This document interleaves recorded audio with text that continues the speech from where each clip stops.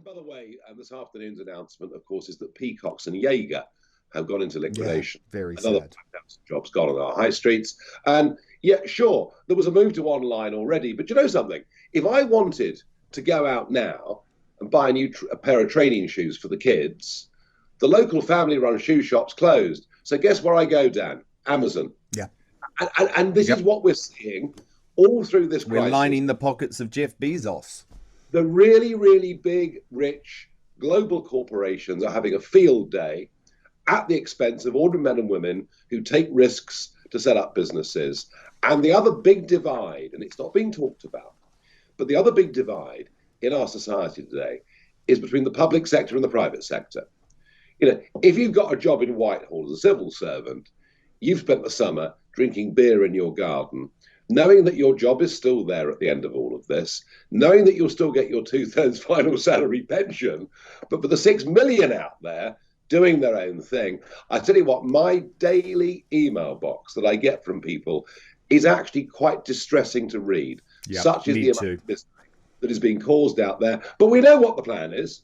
We come out of lockdown on the 2nd of December, and on the 3rd of December, we go back into regional tiered lockdowns, which they've already told us will be stricter and tougher than last time round.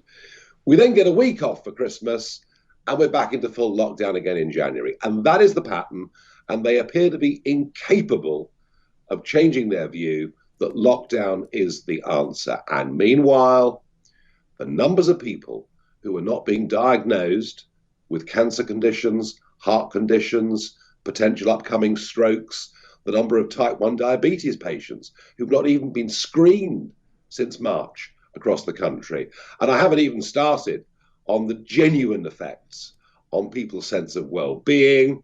Look, we've got to find a system, Dan. Those that want to be protected because they're vulnerable, we must help to do so. You know, no more repeats of the disasters that occurred in our care homes. But we will find, you know, amongst the vulnerable, people who don't want to be protected. Yep. I'll bet there are plenty of 90-year-old spinsters out there who want to see their grandkids. Yep. And who probably haven't got more than a year to live anyway.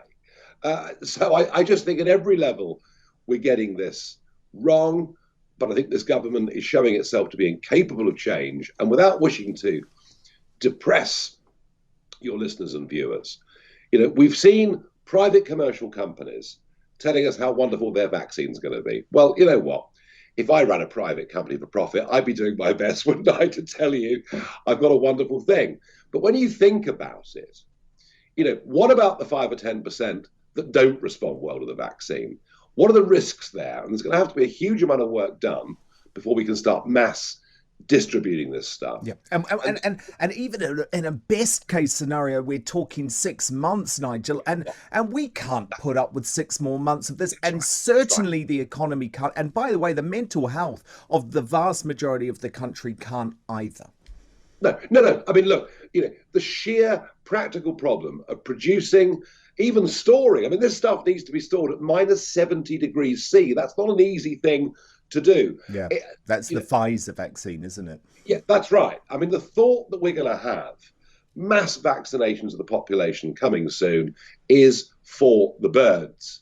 And unless we get a prime minister that changes his current way of thinking, or perhaps even a new prime minister who's to say, we're going to go into an endless series of lockdowns, eases, lockdowns, and it's you know, the long-term cost of the country says to me, and I've said it before on your show, but I'll say it again, that right now the cure is worse than the disease. We will make America great again.